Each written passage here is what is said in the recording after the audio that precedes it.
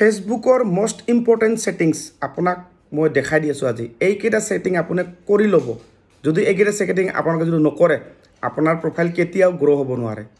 যদি আপোনালোকে এই ছেটিংকেইটা যদি কৰি থৈ দিয়ে, তেনে আপোনাৰ চেনেলটো আৰ্নিঙত আপোনাক সহায় কৰিব, আপোনাৰ গ্ৰ'থ হোৱাত সহায় কৰিব। মানে আপোনাৰ চেনেলটো গ্ৰ' হ'ব, 100% গ্ৰ' হ'ব, যদি এই ছেটিংকেইটা আপোনালোকে যদি অন কৰি থয়। ঠিক আছে, আহক এতিয়া আপোনাক ভালদৰে মই দেখাই দি আছোঁ।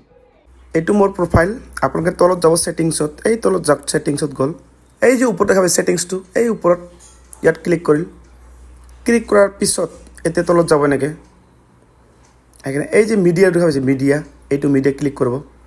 ক্লিক কৰাৰ পিছত এতিয়া চাওক, প্ৰথমৰ পৰা ফাৰ্ষ্ট টাইম মোৰ ইয়াতে যিবিলাক অন আছে, আপোনালোকে ছেম এইবিলাক অন ৰাখিব। প্ৰথম ইন এড চাউণ্ড এইটো অন ৰাখিব।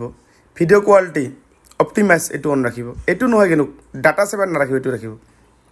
ভিডিঅ' প্লেবেক, ঠিক আছে।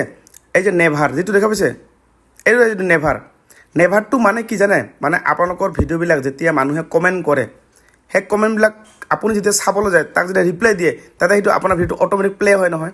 এইটো প্লে হ'লে আপোনাৰ ৰিচ এংগেজমেণ্ট ডাউন হৈ যাব। মানে নিজৰ ভিডিঅ' নিজে কেতিয়াও চাব নালাগে। সেইকাৰণে এই যে এইটো নেভাৰ, ঠিক আছে।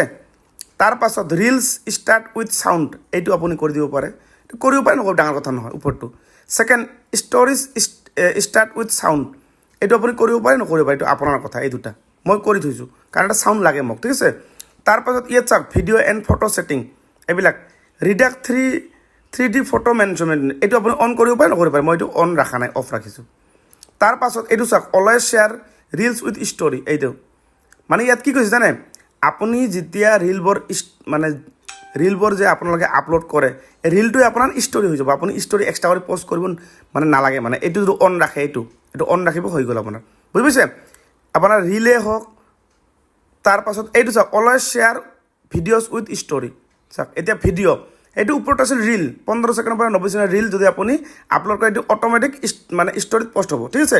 2 নম্বৰ এইটো যদি আপুনি অন কৰে, এইটো যদি অন কৰি ৰাখিল, অলৱেজ শ্বেয়াৰ ভিডিঅ' ষ্টৰি, এইটো অন ৰাখিলে আপোনাৰ যেতিয়া আপুনি ভিডিঅ' আপলোড কৰিব, এইটো অন ৰাখিব, যে আপোনাৰ ভিডিঅ'টো ষ্টৰিত পষ্ট হ'ব 24 ঘণ্টাৰ কাৰণে।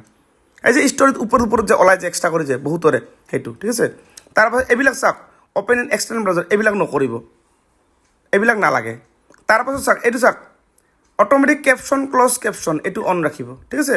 তাৰপিছত এইটো চাওক ট্ৰান্সলেট ক্লজ কেপশ্যন, এইটো ট্ৰান্সলেটটো কৰি ৰাখিব, ট্ৰান্সলেট ক্লজ, এইটো আপুনি অন কৰিব, ঠিক আছে। এই যে ৰিভিউ ক্লজ কেপশ্যন, এইটো অন ৰাখিব, ঠিক আছে। এই যে এবি টেষ্ট, এইবিলাক নকৰিব, বুজি পাইছে। এই ছেটিংখিনি যদি আপোনালোকে কৰি থয় ফেচবুকত, তেনেহ'লে আপোনাৰ কোনো প্ৰব্লেম নাই। এইখিনিয়ে আপোনাৰ প্ৰফাইলটোত গ্ৰ' কৰাত সুবিধা কৰিব, আৰ্নিংটো বেছি বাঢ়িব আপোনাৰ ফেচবুকত। আৰু যিসকলে ফেচবুকত নতুনকৈ আছে, এনেকুৱা ধৰণৰ ভিডিঅ' মই ডেইলি এই অপূৰ্বনাথ ধুবুৰী চেনেলটোত ডেইলি মই আনি থাকোঁ। আৰু মোৰ ইউটিউব এটা চেনেল আছে অপূৰ্বনাথ, চাৰ্চ কৰিলে পাব। মই এটা লাষ্টত এটা লিংক দিম, ঠিক আছে। লাষ্টত আপোনাৰ পেজটোত মই এটা ফটোখন দিম, সেইটোত গৈ আপুনি চাব পাৰিব, ঠিক আছে। আৰু যিসকলে নতুনকৈ আছে, আপোনালোকে মোৰ এই চেনেলটো ফ'ল' কৰি নটিফিকেশ্যনটো অলকৈ ৰাখিব, আৰু ভিডিঅ'টো শ্বেয়াৰ কৰি ৰাখক, কাৰণ এনেকুৱা ধৰণৰ ভিডিঅ' আপোনালোকে মোৰ পৰা ডেইলি পাই থাকিব। শ্বেয়াৰ কৰি আপোনাৰ পৰা ৰাখি থৈ দিয়ক, কাৰণ কিয় এই ভিডিঅ'টো হেৰাই গ'লে পিছত আৰু আপোনালোকে বিচাৰি নাপাব পাৰে।